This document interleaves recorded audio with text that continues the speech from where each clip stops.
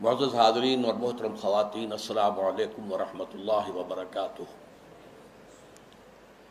احادیث نبویہ میں علی صاحب الصلاۃ والسلام جس معین شخصیت کا ذکر ہے دجال اکبر کے عنوان سے، ابھی اس کا ظہور تو نہیں ہوا، اگرچہ شاید اب زیادہ دور بھی نہیں ہے، لیکن جیسے کہ انگریزی میں کہتے ہیں coming events cost their shadows before, جو آنے والے واقعات ہوتے ہیں مستقبل میں ان کے سائے پہلے سے پڑنے شروع ہو جاتے ہیں۔ تو وہ دجال اکبر کب ظاہر ہوگا، کس شکل میں آئے گا، کہاں سے آئے گا، اس وقت اس سے بحث نہیں ہے، لیکن دجالیت، فتنہ دجال وہ کئی صدیوں سے نہ صرف یہ کہ شروع ہو چکا ہے بلکہ رفتہ رفتہ تدریجاً اس کے سائے گہرے سے گہرے تر ہوتے چلے جا رہے ہیں، اور یہ فتنہ اب میرے نزدیک اپنے آخری مرحلے میں داخل ہو گیا ہے۔ جیسا کہ سب کو معلوم ہے کفر کی بھی بہت سی شکلیں ہیں، بہت سی صورتیں ہیں۔ مثلا حضور کے زمانے میں ایک کفر تھا مشرکین کا، ایک کفر تھا اہل کتاب کا، ایک کفر تھا منافقین کا جو بظاہر مسلمان تھے بباطن کافر تھے۔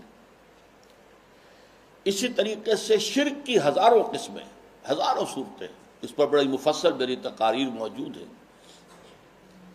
حقیقت و اقسام شرک، اور اس موضوع پر ان کیسٹس سے اتار کر اب یہ سلسلہ مضامین میثاق میں شائع ہو رہا ہے۔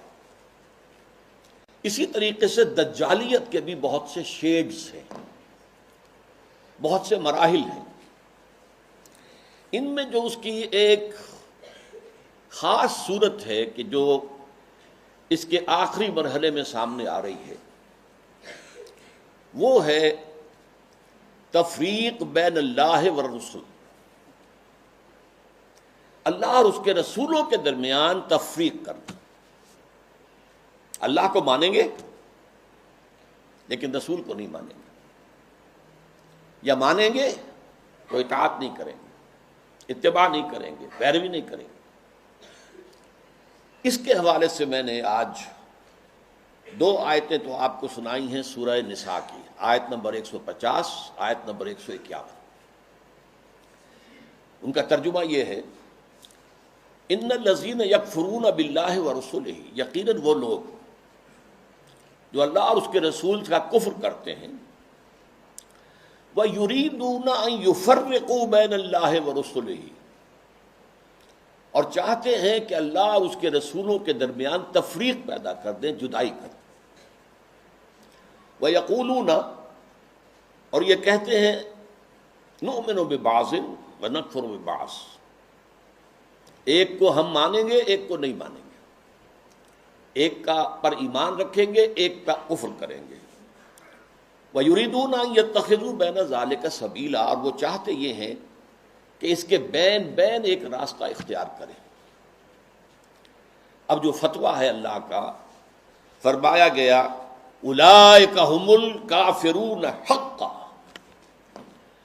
یہ لوگ کٹر کافر ہیں، چاہے ایمان باللہ کا دعویٰ کریں، چاہے اللہ کی کتاب پر ایمان کا دعویٰ کریں، لیکن اگر رسول کا انکار ہو، رسول کی اطاعت کا انکار ہو، رسول کے اتباع کا انکار ہو تو یہ کفر ہے۔ اولئک ھم الکافرون حقا، جس میں کسی شک و شبے کی گنجائش نہیں۔ وَأَعْتَدْنَا لِلْكَافِرِينَ عَذَابًا مُهِينًا، اور ایسے کافروں کے لیے ہم نے بہت عبرتناک، اہانت آمیز، ذلت، ذلیل کن، رسوا کن عذاب تیار کر رکھا ہے۔ اس آیت کے بارے میں عام طور پر لوگوں کی جو رائے ہے وہ تفریق بین الرسل والانبیاء، اس کی طرف ذہن جاتا ہے، یعنی رسولوں میں سے بعض کو ماننا بعض کو نہ ماننا، یہ بھی کفر ہے، اور یہ قرآن مجید کے مستقل مضامین میں سے ہے۔ رسولوں کو بھی سب کو ماننا، اور ہمارا ایمان یہ ہے کہ جن رسولوں کا ذکر قرآن میں نبیوں کا ذکر ہو گیا ان کو تو ماننا ہے ہی، ان میں سے تو کسی ایک کا انکار سب کا انکار ہو جائے گا۔ اس کے علاوہ بھی ہمیں معلوم ہے کہ دنیا میں اور بہت سے نبی اور رسول آئے ہیں جن کا ذکر قرآن میں نہیں ہے۔ رسولا قد قصصناہم علیک من قبل ورسلا لم نقصصہم علیک، اے نبی ہم نے بہت سے رسول ایسے بھی ہیں جن کا ذکر آپ کے سامنے کیا ہے پہلے، اور ایسے بھی بہت سے ہیں جن کا ذکر نہیں کیا، لیکن اجمالاً ہم ان سب پر ایمان رکھتے ہیں، یہ ہمارا عقیدہ ہے۔ تعین کے ساتھ انہی کو مانیں گے جن کا ذکر قرآن میں ہوا۔ تو یہ تفریق بین الرسل کا معاملہ بھی قرآن مجید کا ایک مستقل مضمون ہے، جس کے لیے دو مثالیں میں آپ کے سامنے پیش کرتا ہوں۔ سورہ بقرہ کے آخر میں بھی، جو آخری سے پہلی آیت ہے، لاسٹ بٹ ون، اور سورہ بقرہ میں 16ویں رکوع کے آخر میں بھی یہ مضمون آیا ہے۔ 16ویں رکوع میں فرمایا گیا قولوا آمنا باللہ وما انزل الینا وما انزل الی ابراہیم و اسماعیل و اسحاق و یعقوب والاسباط وما اوتی موسیٰ و عیسیٰ وما اوتی النبیون من ربہم لا نفرق بین احد منہم۔ اے مسلمانوں کہو ہم ایمان لاتے ہیں اللہ پر بھی اور اس پر بھی جو ہم پر نازل کیا گیا، اور اس پر بھی جو ہم سے پہلے نازل کیا گیا، ابراہیم پر، اسماعیل پر، اسحاق پر، یعقوب پر، ان کی اولاد پر، موسیٰ پر، عیسیٰ پر، اور تمام نبیوں کو جو کچھ دیا گیا ہم اس سب پر ایمان رکھتے ہیں، اور لا نفرق بین احد من، ان میں سے کسی کے درمیان تفریق نہیں کرتے، تمام نبیوں کو مانتے ہیں۔ اسی طرح جو سورہ بقرہ کی آخری سے پہلی آیت ہے آمن الرسول بما انزل الیہ من ربہ والمؤمنون کل آمن باللہ وملائکتہ ورسلہ لا نفرق بین احد من رسلہ، ہم اس کے رسولوں میں سے، اللہ کے رسولوں میں سے کسی ایک کی بھی تفریق نہیں کرتے۔ تو تفریق بین الانبیاء والرسل بھی قرآن کا ایک مستقل موضوع ہے۔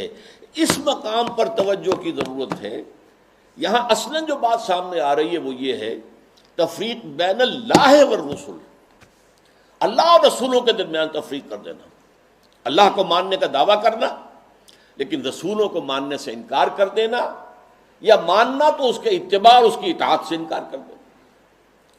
یہ در حقیقت ایک اہم ترین جو ہے فتنہ اس وقت جو دجالیت کا سب سے بڑا سیلاب آ رہا ہے، اس کا اصل ہدف یہی ہے، اس کا گول تو یہ ہے کہ اسلامی تہذیب کے جو بچے کھچے اثرات رہ گئے ہیں ان کا صفایا کر دیا جائے، لیکن اس کا حربہ کیا ہے؟ اللہ اور اس کے رسول کے درمیان تفریق۔ اچھا، یہ تفریق جو ہے بین اللہ والرسل، اس کی ایک تاریخ میں آپ کے سامنے پہلے اجمالاً عرض کر دوں۔ آغاز اسلام میں سب سے پہلے اس کا اظہار ہوا ہے، مظاہرہ ہوا ہے یہود کی طرف سے۔ ہم اللہ کو مانتے ہیں، یوم آخر کو مانتے ہیں، ہمیں بھی مسلمان مانو، صاحب ایمان تسلیم کرو۔ یہ جو دوسرا رکوع ہے سورہ بقرہ کا، اس میں اگرچہ منافقین کا تذکرہ بھی ہے لیکن یہاں اصلاً یہود کا ذکر ہے۔ وَمِنَ النَّاسِ مَن يَقُولُ آمَنَّا بِاللَّهِ وَبِالْيَوْمِ الْآخِرِ وَمَا هُم بِمُؤْمِنِينَ، لوگوں میں سے کچھ ایسے بھی ہیں جو کہتے ہیں ہم ایمان رکھتے ہیں اللہ پر بھی، یوم آخر پر بھی، لیکن وہ ہرگز مومن نہیں ہے۔ یخادعون اللہ والذین آمنوا وما یخدعون الا انفسهم وما یشعرون فی قلوبہم مرض فزادہم اللہ مرضا ولہم عذاب علیم بما کانوا یکسبون۔ یہ لوگ جو ہیں کہہ تو رہے ہیں کہ ہم اللہ کو مانتے ہیں، آخرت کو مانتے ہیں، تو ہمیں مانو، صاحب ایمان مانو، مسلمان تسلیم کرو، لیکن وہ ہرگز مومن نہیں ہے۔ وہ دھوکہ دے رہے ہیں اہل ایمان کو اور کوشش کرتے ہیں اللہ کو دھوکہ دینے کی، لیکن یہ کہ انہیں اندازہ نہیں ہے کہ وہ کیا کر رہے ہیں۔ لیکن صاف فرما دیا گیا کہ ان کے لیے عذاب مہین وَلَهُمْ عَذَابٌ عَلِيمٌ، دردناک عذاب۔ تو یہ یہود کی طرف سے دعوت تھا، اور خاص طور پر جو ابتدائی عہد تھا مدینہ کا، جس میں کہ 16-17 مہینے حضور نے بیت المقدس کی طرف رخ کر کے نماز پڑھی ہے، حضور نے اور صحابہ نے۔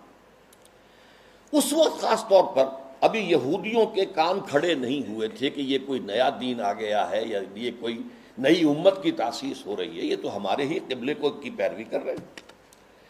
اسی سے ہمت پا کر ان کو یہ کہنے کا بھی موقع ہوا کہ ہمیں بھی مانو کہ ہم مسلمان ہیں، مومن ہیں، دیکھو اللہ کو مانتے ہیں، آخرت کو مانتے ہیں، اگر ہم محمد کو نہیں مانتے صلی اللہ علیہ وسلم تو کون سی بڑی بات ہے۔ بہرحال قرآن مجید نے فتویٰ دے دیا کہ یہ کافر ہیں، مومن ہرگز نہیں ہے، دھوکہ دے رہے ہیں، ان کے دلوں میں ایک مرض ہے، تکبر ہے۔ کیوں نہیں مان رہے محمد کو صلی اللہ علیہ وسلم؟ تکبر، اور اس کی وجہ سے اللہ نے ان کے تکبر میں، ان کے مرض میں اضافہ کر دیا ہے۔ وَلَهُمْ عَذَابٌ أَلِيمٌ بِمَا كَانُوا يَكْسِبُونَ، اور ان کے لیے دردناک عذاب ہے بسبب اس کے کہ جو جھوٹ وہ بول رہے ہیں۔ نمبر 2 پر منافقین نے جو شکل اختیار کی، وہ پورے زور دے کر کہتے تھے کہ ہم اے محمد آپ پر ایمان رکھتے ہیں، لیکن یہ کیا ضروری ہے کہ آپ کو ہر معاملے میں حکم تسلیم کریں؟ یہ کیا ضروری ہے کہ آپ کا ہر حکم بھی مانیں؟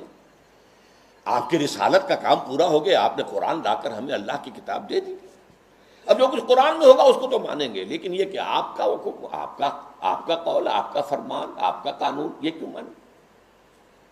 چنانچہ آپ دیکھیے سورہ منافقون کی پہلی آیت میں سب سے زیادہ شد و بد کے ساتھ وہ ذکر ایمان بالرسول کا کر رہے ہیں۔ اذا جاءك المنافقون قالوا نشهد انك لرسول اللہ،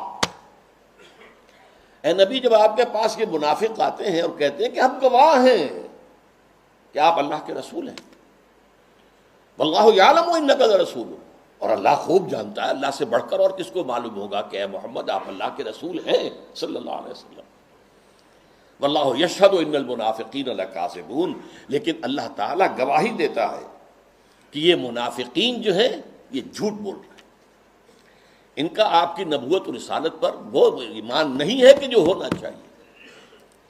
خاص طور پر قتال کے بارے میں انہوں نے یہ کہنا شروع کر دیا تھا کہ یہ تو خود اپنی طرف سے شروع کر دیا ہے محمد نے صلی اللہ علیہ وسلم، ابھی قرآن میں تو قتال کا ذکر ہی نہیں آیا، اور وہ کہتے تھے کہ کوئی صورت کیوں نہیں اتری؟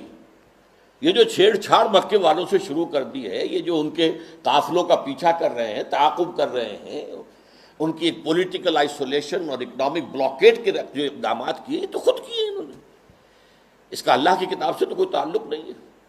اسی پر سورہ محمد نازل ہوئی ہے صلی اللہ علیہ وسلم، لیکن یہ جو معاملہ ہے اس پر بھی فرما دیا گیا کہ یہ کفر ہے۔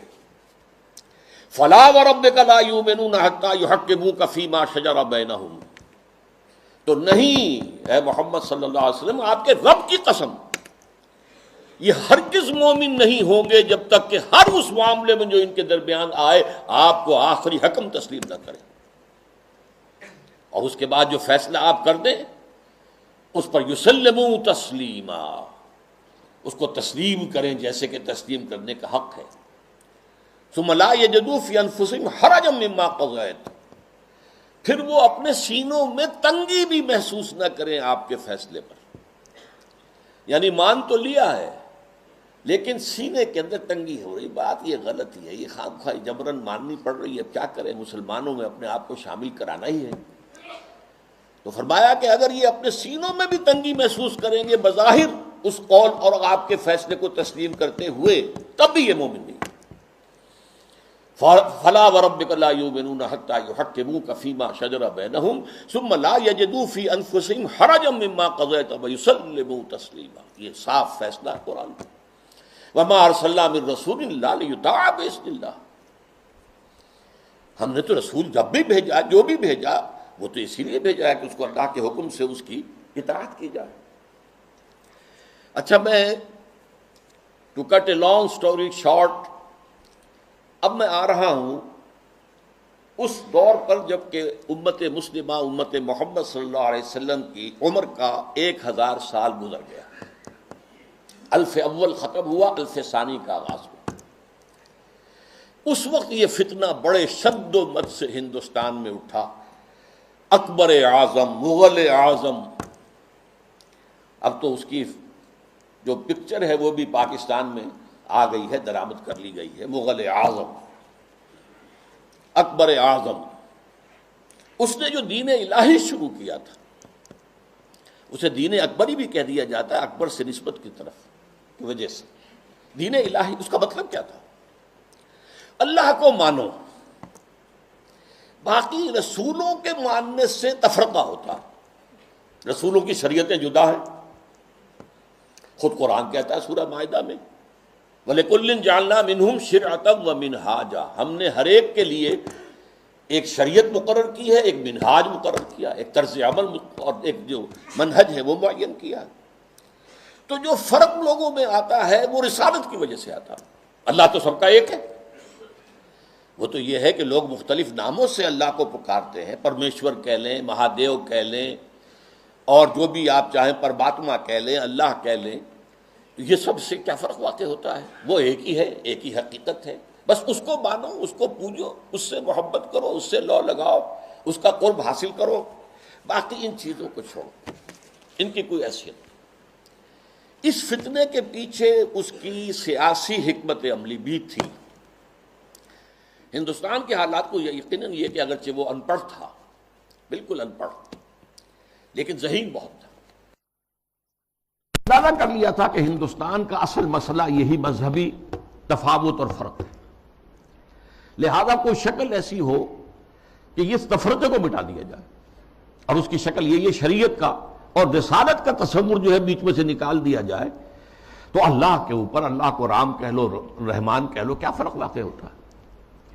اس سے یہ ہے کہ یکجہتی پیدا ہو جائے گی۔ ہندو عورتوں سے شادی کی، یہاں تک کہ اس کا جانشین جہانگیر سلیم شہزادہ، وہ بھی ایک ہندو، اجودھا بائی جو ہے اس کے وطن سے پیدا ہوا، ہندوؤں سے شادیاں کی، کئی جو ہیں اس کی رانیاں تھیں، تلک بھی لگا لیتا تھا، بتوں کو بھی پوجا کر لیتا تھا، ڈنڈوت کر دیتا تھا، ہر رانی کے ہاں موجود ہے بت، وہاں گیا تو وہاں بھی اس نے سجدہ کر دیا، یا کم سے کم سر جھکا لیا، ہاتھ جوڑ کے کھڑا ہو گیا۔ یہ سارا فتنہ اس نے شروع کیا تھا ایک پولیٹیکل وزڈم کے تحت، لیکن اس کی ایک تائید ہو رہی تھی، اور وہ تصوف کے جس میں ہمہ اوست اور وحدت الوجود گڑبڑ ہو گئے تھے۔ Pantheism and unity of existence, یہ دو چیزیں علیحدہ ہیں، ان میں فرق باریک سا ہے، عوام اس فرق کو سمجھنے سے قاصر ہے۔ یہاں کے تصوف میں یہ دونوں چیزیں گڑبڑ ہو گئی۔ ہمارے ہاں بھی صوفی شاعر نے کہا ہے نا، مسجد مندر ہکڑو نور، یہ سرائے کی علاقے کے بہت بڑے صوفی، مسجد میں اور مندر میں ایک ہی نور ہے، نور تو ایک ہی ہے، رام کہہ لو رحمان کہہ لو، کیا فرق پڑتا؟ آپ کے یہاں لاہور میں مزار ہے کس کا؟ مادھو لال حسین، اب یہ مادھو لال ہندو نام، حسین کا اس کے اندر لاحقہ لگا دیا۔ تو یہ تصوف جو ہے یہ اور اکبر کی حکمت عملی نے مل کر ایک اتنا بڑا فتنہ شروع کیا کہ محمد کی شریعت اور محمد کی رسالت کا دور ختم ہو گیا صلی اللہ علیہ وسلم۔ وہ 1000 سال کے لیے تھا، کیونکہ قرآن مجید میں 2 جگہ یہ بات آئی ہے کہ اللہ کا ایک دن تمہارے حساب سے 1000 سال کا بنتا ہے۔ وہ ایک دن اللہ کا ختم ہو گیا، اور یہ جو شریعت محمدی اور نبوت محمدی کا دور تھا وہ ختم ہوا۔ اب یہ ایک نیا دور ہے، اس میں جو ہے وہ دین الہی چلے گا۔ اس فتنے کا توڑ کیا حضرت مجدد الف ثانی۔ میں نے کہا تھا نا یہ الف ثانی کے آغاز میں فتنہ اٹھا، امت کی عمر کا دوسرا 1000واں جو ہے دور وہ شروع ہو رہا تھا، 1000 سالہ دور۔ تو وہ فتنہ جو تھا الف ثانی کا، اس کا توڑ کرنے کے لیے اللہ نے جس مجدد کو اٹھایا ہے اس کا نام ہی پڑ گیا مجدد الف ثانی رحمۃ اللہ علیہ، شیخ احمد سرہندی۔ اس نے توڑ کیا، جس کے بارے میں اقبال کہتا ہے، گردن نہ جھکی جس کی جہانگیر کے آگے، جس کے نفس گرم سے ہے گرمی احرار۔ وہ ہند میں سرمایہ ملت کا نگہباں، اللہ نے بر وقت کیا جس کو خبردار۔ ملت تو ختم ہو رہی تھی، اس لیے کہ ملت کی جو بنیاد جو ہے وہ حضور صلی اللہ علیہ وسلم کے اتباع اور اطاعت پر ہے۔ محض قرآن پر تو نظام کوئی بنتا ہی نہیں سرے سے، نماز کا نظام نہیں بنتا، اور کیا نظام بنے گا؟ نماز کا نظام کہاں بنے گا قرآن پر؟ تاکیدی حکم ہے، نماز قائم کرو، نماز قائم کرو، نماز قائم کرو۔ وہ 5 نمازوں کا ذکر کہاں ہے؟ یہ ان رکعتوں کا ذکر کہاں ہے کہ فجر کی 2 ہیں فرض جو رکعتیں ہیں، اور ظہر اور عصر کی 4 ہیں، مغرب کی 3 ہیں، عشاء کی پھر 4؟ کہاں ہے؟ قرآن میں تو کہیں نہیں۔ اس لیے نظام اگر بنتا ہے، یہاں تک کہ نماز کا نظام بھی وہ سنت سے بنتا ہے، ملت بنتی ہے تو سنت سے بنتی ہے۔ بمصطفیٰ پر اساخی شراک دی ہمہ اوست، اگر مؤون رسیدی تمام بولا بیست، اپنے آپ کو مصطفیٰ صلی اللہ علیہ وسلم کے قدموں تک پہنچا دو کہ دین تو نام ہی ان کا ہے۔ بہت صحیح بات ہے، اگر ان تک تمہاری رسائی نہ ہوئی تو سب مقبولہ بھی ہے۔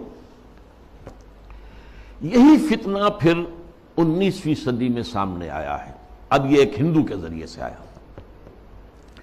راجہ رام موہن رائے بہت بڑا عالم تھا، فارسی کا، عربی کا، اردو کا، ہندی تو اس کی زبان تھی، اور ہندوؤں میں جو احیاء ہوا ہے ان کا قومی سطح پر، وہ جن اشخاص کا مرہون منت ہے ان میں بہت بڑے مقام پر راجہ رام موہن رائے ہے، اور یہ موحد تھا، موحد کامل۔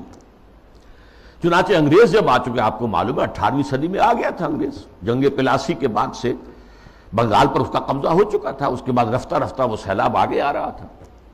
کلکتے ہی میں انہوں نے پہلا پریس قائم کیا، پہلا کالج قائم کیا، انجیلیں اردو میں ترجمہ کر کے، مقامی زبانوں میں ترجمہ کر کر کے لاکھوں کی تعداد میں پھیلا دی۔ اس فتنے میں مسلمان جو نہیں بہے، اس کے ایک اور بھی اسباب ہیں اللہ کے فضل و کرم سے، لیکن ایک بہت بڑا ذریعہ راجہ رام موہن رائے بنا۔ آئینہ تسلیم کے نام، آئینہ تسلیس کے نام سے اس نے کتاب لکھی جس میں توحید کا اس بات کی، مسلمانوں کی طرف سے دفاع کی۔ لیکن اس شخص نے بھی وہی دین الہی کی طرح کہ یہ تفرقہ جو ہے مسلمان اور ہندوؤں کے مابین، اس کو دور کرنے کی ایک ہی شکل ہے، اور وہ یہ ہے کہ ان کے اندر اتحاد پیدا کیا جائے خدا کے نام پر۔ چنانچہ اس نے ایک خاص مجلس قائم کی، ایک خاص اس کا فرقہ بن گیا برہمو سماج۔ برہما کہتے ہیں خدا کو، برہمو سماج، یعنی جس طرح دین الہی اسی طرح برہمو سماج، وہ یہ ہے کہ ایک برہما کو مان لو، بس خدا کو مان لو، جو تم اللہ کہہ لو، ہم اسے پرمیشور کہہ لیں، برہما کہہ لیں، جو چاہیں کہہ لیں، لیکن یہ ہے کہ باقی چیزیں جو ہیں ان کو ذرا پسے پش ڈال دو، ان کی اہمیت کم کر دو۔ تو برہمو سماج جو ہے اس نے پیدا کیا۔ اس کا انتقال 1833 میں ہوا تھا۔ اس کو پھر 20ویں صدی میں تازہ کیا ہے گاندھی نے، متحدہ قومیت کے لیے۔ اس کی بھی ایک سیاسی بصیرت تھی۔ انگریز کی غلامی سے نجات پانے کی کوئی صورت نہیں ہے جب تک کہ مسلمان اور ہندو متفق نہ ہو، متحد نہ ہو، اور ان کے اتحاد میں جو چیز حائل ہے وہ شریعت ہے، قانون ہے، تہذیب ہے مسلمانوں کی۔ تو جب تک ان کو گڈمٹ کر کے ایک ہاون دستے میں ڈال کر، کوٹ کر، پیس کر ایک نہ بنا دیا جائے، تب تک یہ متحد نہیں ہو سکتے، اور جب تک یہ متحد نہیں ہوں گے آزادی نہیں ہو سکتی۔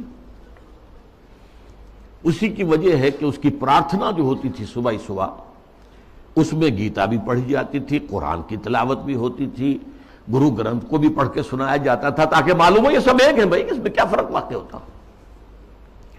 یہ فتنہ اس شد و مت سے اٹھا تھا، متحدہ قومیت۔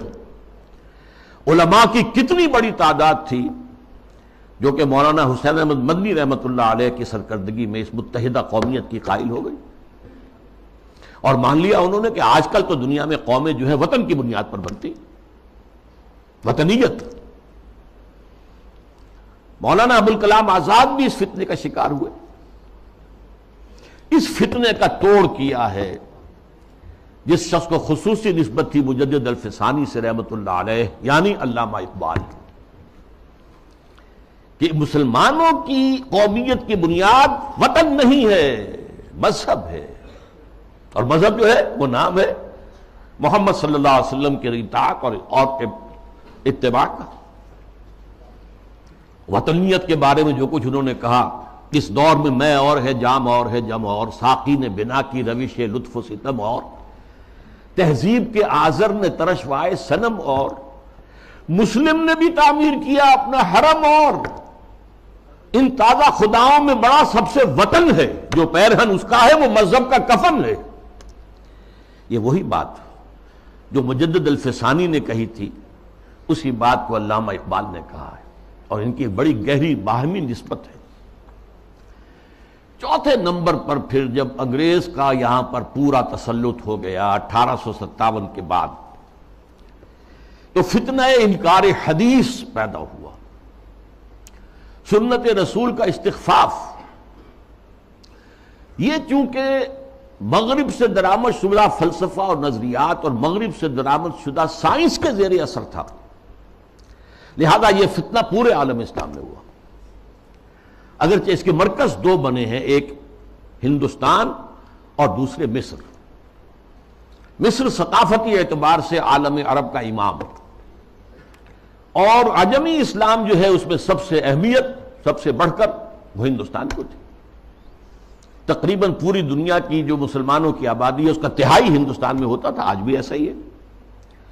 40 کروڑ سے زائد جو ہیں وہ بھارت اور پاکستان اور بنگلہ دیش میں ہیں، 125 کروڑ کل جو ہے مسلمان ہیں، 1/3 تعداد تو یہاں ہوتی تھی۔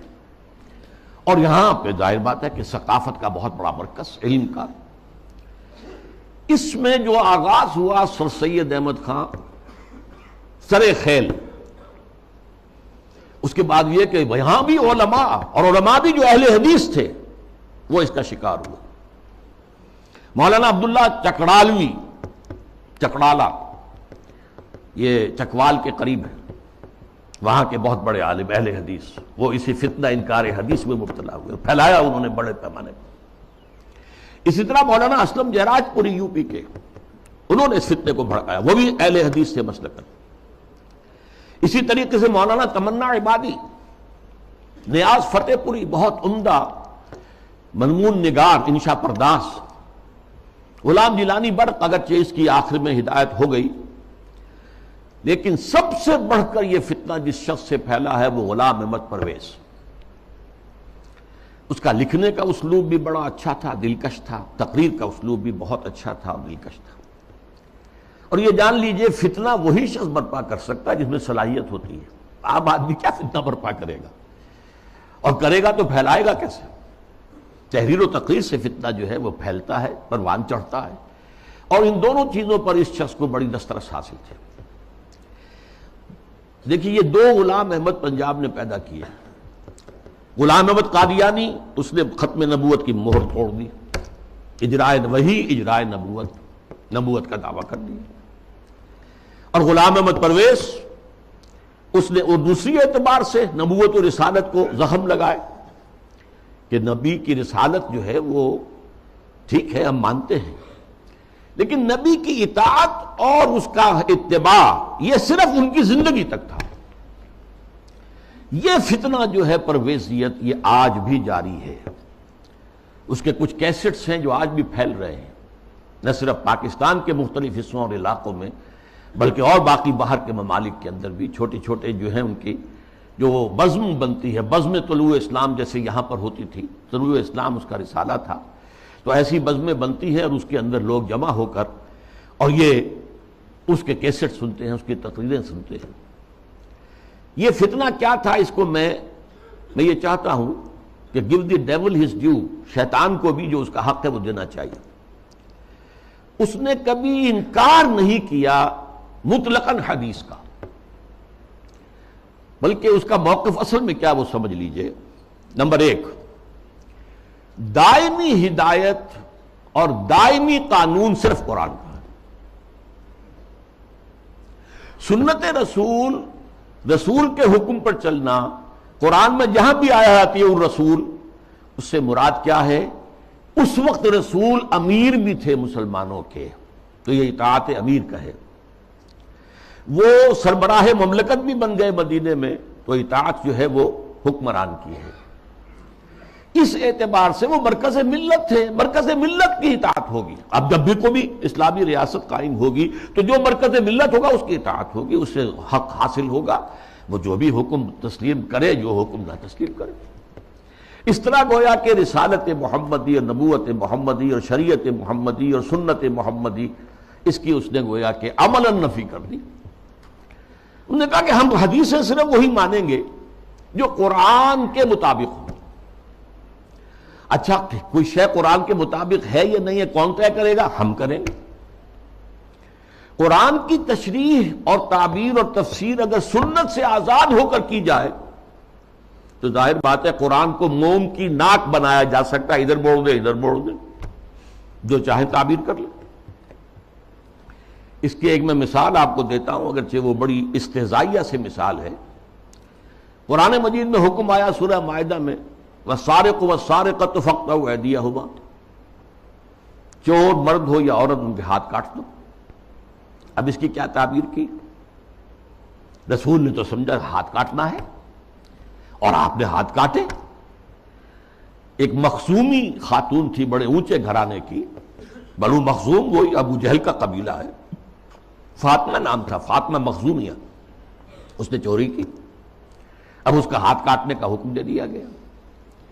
لوگوں میں بڑی جو ہے بے چینی پھیلی، بڑے اونچے خاندان کی یہ عورت ہے، اس کا ہاتھ کٹے گا۔ اور تو کسی کو جو ہے لب کشائی کی ہمت نہیں تھی، حضرت انس حضور کے خادم خاص تھے، ان کو ذریعہ بنایا کہ حضور یہ اونچے خاندان کی عورت ہے، خاندان کی ناک کٹ جائے گی، آپ اس میں نرمی کیجیے۔ حضور نے سخت غصے کا، غضب کا اظہار کیا۔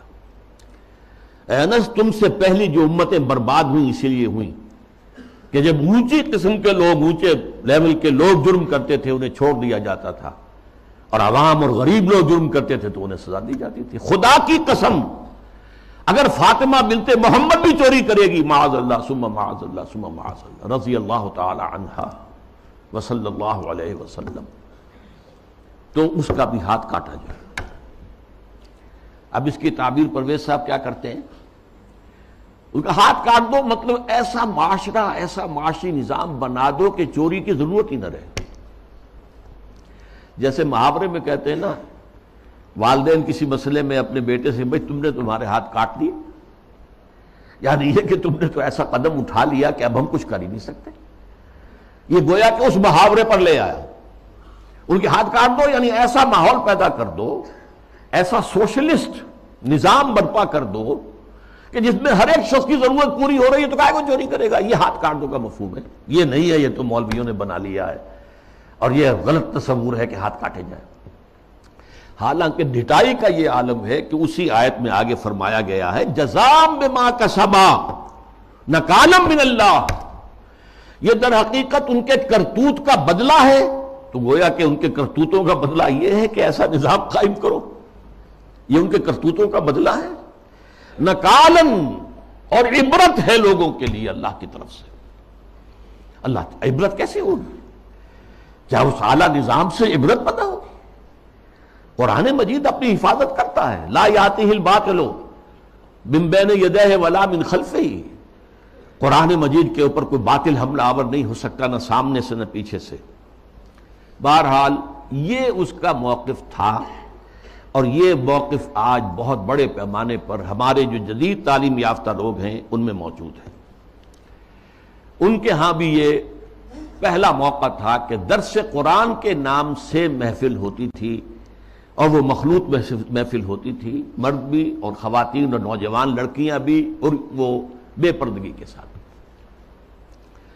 اب جو صورتحال ہے، یہ فتنہ جو ہے بہت شد و بد اور بہت بڑے پیمانے پر اور بڑی پشت پناہی کے ساتھ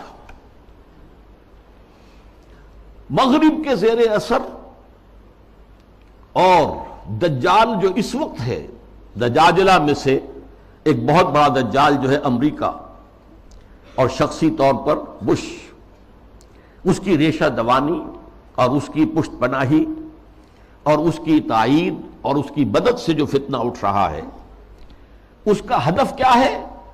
اسلامی تہذیب کی بیخکنی کرنا، اور اس کا حربہ کیا ہے؟ تفریق بین اللہ والرسل۔ اللہ کو مانو، قرآن کو مانو، اور اس کی من مانی تعبیر کرو، رسولوں کو چھوڑو، رسول کی بات کو چھوڑو۔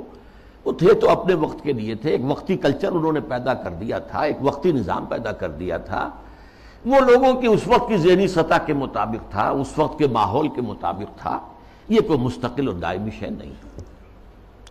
حربہ یہ ہے۔ اس ضمن میں اب میں ذرا تھوڑا سا تاریخی پس منظر بیان کروں۔ دیکھیے اس وقت جو ہے شیطان لعین اور اس کے سب سے بڑے ایجنٹ کے ذریعے سے دجالیت جو مرحلہ وار آگے بڑھی ہے، اس موضوع پر میں تقریر اسی جگہ پر کر چکا ہوں 22 فروری 2004 کو، 2.25 سال پہلے، موجودہ عالمی حالات میں اسلام کا مستقبل کے عنوان سے۔ سب سے پہلی دجالیت جو آئی دنیا میں، وہ ریاست اور سیاست کے میدان میں آئی، سیکولرزم کے عنوان سے۔ مذہب کو، خدا کو، خدائی ہدایت کو، خدائی احکام کو، آسمانی ہدایت کو پرے کر دو ریاست سے۔ ریاست، قانون، یہ انسانوں کا کام ہے بنانا۔ ہیومن سوورنٹی، پاپولر سوورنٹی، عوام خود حاکم ہیں، وہ اپنے نمائندوں کے ذریعے سے جو چاہیں گے قانون بنائیں گے۔ رکھ دو، اللہ کو مسجد میں بند کرو اور خدا کو جو ہے جہاں چاہو بند کر دو، ہمارے ایوان حکومت میں نہیں آئے گا، ہمارے قانون ساز ادارے میں وہ نہیں آئے گا، حاکمیت اس کی نہیں ہے، حاکمیت عوام کی۔ یہ دجالیت کا یہ سب سے بڑا وار، سب سے پہلا چیز ہی سب سے اہم بھی ہوتی ہے، اور یہ گلوبل ہو چکی ہے پوری دنیا میں، پوری دنیا۔ واقعہ یہ ہے کہ اللہ کے خلاف، خدا کے خلاف اس سے بڑی بغاوت آج تک نہیں ہوئی۔ اس سے پہلے کیا ہوتا تھا؟ ایک بڑے خدا کو ماننے کے ساتھ چھوٹے چھوٹے خدا بھی مان لیے، بس شرک ہوتا تھا۔ لیکن خدا کو اس طرح انسانی معاملات، اور خاص طور پر ظاہر بات ہے ریاست اور سیاست اور قانون، یہی تو سب سے بڑی چیزیں ہوتی ہیں، ان سے بے دخل کر دینا خدا کا، یہ اس دور میں ہوا۔ نمبر 2 دور آیا معیشت کا۔ معیشت کی بنیاد انٹرسٹ بیسڈ کیپٹلزم پر کر کے۔ آسمانی شریعتوں کے نزدیک سب سے بڑا گناہ جو ہے عمل میں، وہ سود ہے۔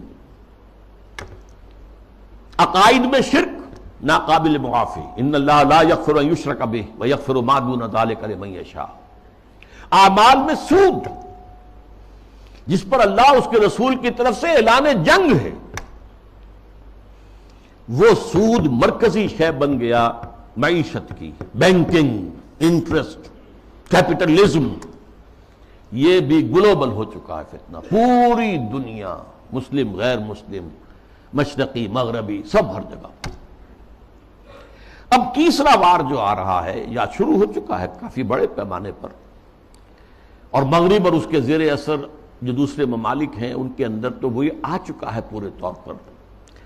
ابھی عالم اسلام میں پورے طور سے نہیں آیا ہے، جس کے لیے بڑی ایک منظم سازش کے ساتھ بڑی جد و جہد ہو رہی ہے۔ وہ کیا ہے؟ شرم و حیا، عفت و عصمت کے تصورات، اور ستر و حجاب کے قوانین اور ضابطوں کے خلاف، اس سے آزاد تہذیب اور معاشرت۔ جیسا کہ میں نے عرض کیا، یہ شرم و حیا، عصمت و عفت کے تصورات کہ یہ بھی کوئی بڑی اعلیٰ قدر ہے، ستر و حجاب یہ بھی کوئی احکام ہے، ان سب کی نفی اسلامی تہذیب کو اس وقت سب سے بڑا چیلنج اس سے، اس لیے کہ یہ اسلامی تہذیب کا بنیادی نقطہ ہے، اہم ترین ہے۔ اس ضمن میں دیکھیے، سب سے پہلے امریکہ میں ان کے جو تھنک ٹینکس ہوتے ہیں، بڑے بڑے مفکر ہوتے ہیں، تھنکرز ہوتے ہیں، وہ چیزیں لکھتے ہیں، اور وہ گویا کہ ایک طرح کی رہنمائی ہوتی ہے حکومت کے لیے۔ سیموئل پی ہنٹنگٹن نے لکھی کتاب، بلکہ مقالہ، تہذیبوں کا ٹکراؤ۔ اب ہمارا اصل معاملہ ہماری تہذیب کا مسلم تہذیب سے ٹکراؤ ہے، تہذیبوں کا ٹکراؤ، کلیش آف سیویلائزیشنز۔ اور اس میں اس نے تجزیہ کیا، یہ چیزیں پہلے بھی بیان ہوئی ہیں، لیکن اس وقت ایک خاص موضوع کے تحت میں ترتیب کے ساتھ ان چیزوں کو لا رہا ہوں۔ اس نے کہا کہ ٹوائنبی نے کہا ہے کہ دنیا میں آج تک کل 20 تہذیبیں قائم ہوئیں، ان میں سے 12 تو مر چکی، ختم ہو گئی، نسیم منسیہ ہو گئی، 8 ابھی موجود ہیں۔ ایک ہماری مغربی تہذیب ہے، 7 اور ہیں۔ ان 7 میں سے بھی 5 تو ایسی ہیں جنہیں ہم آسانی سے ایسیمیلیٹ کر سکتے ہیں۔ انڈین سویلائزیشن آسانی سے ایسیمیلیٹ ہو گئی، وہی کلچر، وہی تہذیب، وہی بے پردگی، وہی اریانی پہلے بھی تھی، اب بھی آ گئی، وہی ناچ گانا وہ پہلے بھی تھا، اب اور زیادہ ہو گیا، لہذا تہذیبی ٹکراؤ وہاں تو ہے ہی نہیں۔ تو ایک دو جو تہذیبیں ہیں وہ ہمارے لیے چیلنج ہیں، وہ لوہے کے چنے ہیں، انہیں چبانے میں وقت لگے گا۔ ایک مسلم سویلائزیشن اور ایک کنفیوشین سویلائزیشن۔ کنفیوشین سویلائزیشن کے بارے میں تو میں اس وقت نہیں سمجھا تھا کہ یہ کیا واقعی کوئی چین کے اندر یا اس کے آس پاس کے ممالک میں جو بدھ مت کے پیروکار شمار ہوتے ہیں، کوئی واقعی کوئی تہذیب کنفیوشس کے حوالے سے ہے؟ ابھی حال ہی میں نیوز ویک کا ایک پرچہ چھپا ہے جس کا مین مضمون تھا کنفیوشس کا احیاء، ریوائول۔ تو یہ ہو رہا ہے چین میں اس وقت۔ لیکن یہ کہ اصل ہمارا جو مطلب ہے اس وقت، ہمارا موضوع ہے وہ مسلم سویلائزیشن ہے۔ اس نے اسے بھی شمار کیا ہے کہ یہ بھی ہمارے لیے بہت بڑا چیلنج۔ اب ذرا اسلامی تہذیب کا ایک تاریخی جائزہ، شرم و حیا، عفت و عصمت اور ستر و حجاب کے احکام پر مبنی اسلامی تہذیب، اس کا ایک تاریخی جائزہ۔ دیکھیے نبی اکرم صلی اللہ علیہ وسلم نے فرمایا تھا، وہ حدیث میں نے شروع میں آپ کو سنائی ہے، بدا الاسلام غریبا وسیعود کما بدا۔ اسلام کا آغاز جب ہوا ہے تو وہ بہت اجنبی سا تھا، نامانوس، لوگ سمجھتے نہیں تھے یہ کیا نئی باتیں ہیں۔ پھر اس کے بعد اسلام کے غلبے کا دور آ گیا، جب غالب ہو جائے تو سبھی دوست بن جاتے ہیں، جو بھی طاقتور ہے اس کو تو سبھی دوست ہیں، لہذا بہت سب لوگ جو ہیں اس کا علم لے کر کھڑے ہو گئے۔ لیکن ان قریب اسلام غریب ہو جائے گا، پھر اجنبی ہو جائے گا۔ تو جو لوگ اسلام کی اجنبیت میں اس کا ساتھ دیں اور خود بھی اجنبی ہو جائیں، ان کے لیے مبارکباد ہے، تہنیت ہے کہ وہ زمانے کا ساتھ نہ دیں، اسلام کا ساتھ دیں۔ چاہے کہا جائے کہ یہ بڑے فنڈامنٹلسٹ ہیں، یہ بڑے کٹ ملا ہیں، یہ بڑے دقیانوسی ہیں، یہ بڑے تنگ نظر ہیں، یہ بڑے رجت پسند ہیں، جو چاہے کہیں، لیکن جو اسلام کے ساتھ چمٹے رہیں گے ان کے لیے فطوبى للغرباء۔ اب اس کا تاریخی تجزیہ کیا ہے؟ دیکھیے اسلام پر اجنبیت کا پہلا پردہ یا پہلا سایہ تو پڑ گیا خلافت راشدہ کے فوراً بعد۔ حکومت و ریاست کے میدان میں امرہم شورا بینہم کے بعد ختم ہوئی اور ملوکیت، شہنشاہیت کا آغاز ہو گیا۔ اب اس کی تفصیل میں اس وقت نہیں جاؤں گا۔ بنو امیہ، بنو عباس، پھر اس کے بعد جو بادشاہتیں بنی، مغلوں کی حکومت، صفویوں کی حکومت، ترکوں کی حکومتیں، یہ تھی۔ یہ وہاں پر وہ خلافت کی بنیادی بات یہ نہیں تھی کہ چنو اپنے میں سے بہترین کو اور پھر اس کا حوالے کرو۔ ان اللہ یامرکم ان تؤدوا الامانات الی اہلہا، جو اہل ہو ان کے ذمہ داریاں جو ہیں ان کے ذمہ لگاؤ۔ اس کو ختم کر دیا گیا۔ اب جس کی لاٹھی اس کی بھینس۔ بنی امیہ کی طاقت زیادہ ہے، عصبیت شدید ہے، لہذا وہ آئے، انہوں نے حکومت قائم کر لی۔ تو یہ پہلا دور تھا اجنبیت کا، پہلا پردہ پڑا اسلام پر۔ دوسرا پردہ کچھ عرصے کے بعد جب ملوکیت نے خوب پنجے گاڑ لیے، مضبوطی ہو گئی اور ملوکیت شہنشاہیت میں تبدیل ہو گئی، یہ دور بنو عباس ہے۔ اس میں معیشت کے میدان میں بھی آ گیا معاملہ۔ ایک طرف جاگیرداری جو ملوکیت کی بنیاد ہوتی ہے، ہر جگہ مشرق و مغرب میں شہنشاہیت اور بادشاہیت میں آپ کو جاگیرداری ملے گی۔ جاگیردار ہوتے 30,000 منصبدار، 20,000 منصبدار، ان پر حکومت قائم ہوتی اور ان کے لیے ضروری ہے مزارعت۔ آپ نے بہت بڑی جاگیر دے دی ہے، لیکن کیا وہ شخص خود کاشت کر لے گا؟ وہ تو کسی کو بٹائی پر کاشت کے لیے دے گا نا۔ یہ زمین کا سود ہے جو سب سے پہلے اسلام میں داخل ہوا، جس کو حرام مطلق قرار دیتے ہیں امام ابو حنیفہ بھی رحمت اللہ علیہ، جو اصحاب الرائے کے سر خیل ہیں، امام ہیں، اور امام مالک بھی رحمت اللہ علیہ جو اصحاب الحدیث کے سر خیل ہیں اور سب سے بڑے ان کے نمایاں ہیں۔ لیکن یہ شام، اور پھر بیع معجل، بیع مرابحہ کے عنوان سے نقد کے معاملے میں بھی جو ہے، کرنسی کے معاملے میں بھی وہ ایک سود کی ہلکی سی شکل داخل ہے۔ یہ دوسرا دجالیت کا دور پوری دنیا میں بھی آیا، بینکنگ، انٹرسٹ بیسڈ کیپٹلزم، اور کچھ اسلامی ممالک کے اندر بھی جیسا کہ میں نے عرض کیا کہ اس راستے سے چور دروازوں سے داخل ہوا۔ اب جو اس کا ہے مسئلہ وہ ہے معاشرت اور تہذیب پر۔ اس کی وجہ کیا ہے؟ اس تمام دور میں مسلمانوں کی تہذیب، ان کا طرز بود و باش ان کی معاشرت اور ان کا عائلی نظام، ان کا خاندانی نظام، ان کے عائلی قوانین انٹیکٹ رہے. چاہے دور ملوکیت جو ہے بنو امیہ کا تھا، وہ دور ملوکیت بنو عباس کا تھا، اور چاہے اور دوسرے بادشاہوں کے دور تھے، اس میں جہاں ریاست اور سیاست کی سطح پر جو ہے وہ پردہ پڑ گیا، پھر معیشت کے معاملے میں بھی پردہ پڑ گیا، تہذیب وہی رہی. وہی تہذیب، وہی مشرق سے مغرب تک مسلمانوں کی معاشرت، عائلی قوانین سب وہی رہے، جو کہ تو رہے. مسلم کلچر وجود میں آیا ہے، چنانچہ مسلم آرکیٹیکچر وجود میں آیا. یہ مورش آرکیٹیکچر جو ہے دنیا میں مشہور ہوا، اسپین کے اندر خاص طور پر مکان بنانے کا ایک خاص انداز. زنان خانہ علیحدہ ہے، مردانہ علیحدہ ہے. پہلے مردانہ ہے، پھر اس کے بعد ڈیوری آئے گی اور زنانہ جو ہے وہ حصہ شروع ہوگا. باہر سے جو آئے گا وہ یہاں بیٹھے گا، مردانے میں قیام کرے گا. زنان خانے کے اندر جو ہے وہ تو صرف محرم جائیں گے اور کوئی نہیں جا سکتا.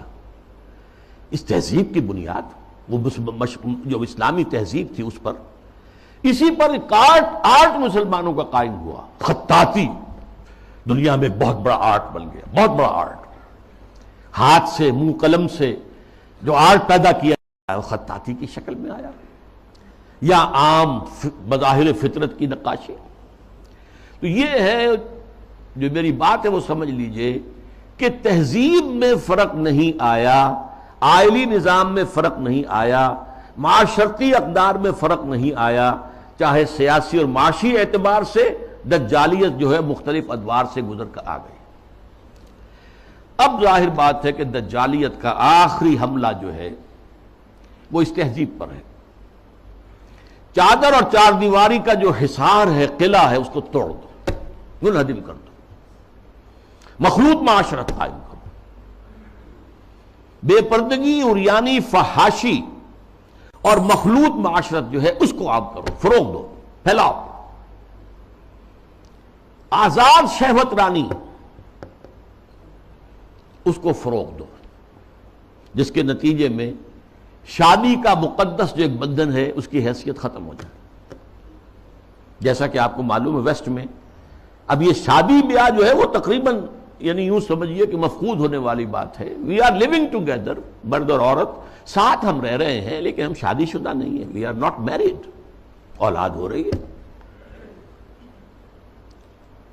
بش نے کئی دفعہ وعظ کہا ہے شادی کرو، شادی کرو، شادی کرو. کیوں کہہ رہا ہے؟ اس لیے کہ وہاں تو شادی کوئی کرتا ہی. عائلی قوانین ایسے غیر فطری ہیں کہ کوئی مرد اس کو گوارا نہیں کرتا کہ وہ شادی کے بندھن میں بندھے اور قانونی طور پر اتنی زد میں آ جائے ان قوانین کے. وی آر لیونگ ٹوگیدر، بات ہو گیا، علیحدہ ہو گئے، سیپریٹ ہو گئے، تو اس سے کوئی کسی کو قانونی ذمہ داری نہیں ہے مرد کے اوپر. خاندانی نظام کی بے کنی، یہ ہے جو آخری حملہ ہے دجال کا. اور یہ حملہ جیسا کہ میں آپ سے کہتا ہوں کہ دنیا میں کہہ چکا ہوں، دنیا کے بہت بڑے حصے میں تو پورے طور پر آ چکا ہے. ابھی عالم اسلام میں یہ اتنا فروغ نہیں پا سکا ہے. ابھی کچھ نہ کچھ خاندانی قدریں موجود ہیں، کچھ بزرگوں کا احترام ہے، شادی کا بندھن کی اس کی کوئی اہمیت ہے، اس کا ایک تقدس ہے، شرم و حیا کی کوئی قدر و قیمت ہے، عصمت و عفت کا کوئی تصور ہے، وہ بھی کوئی اعلیٰ قدر ہے.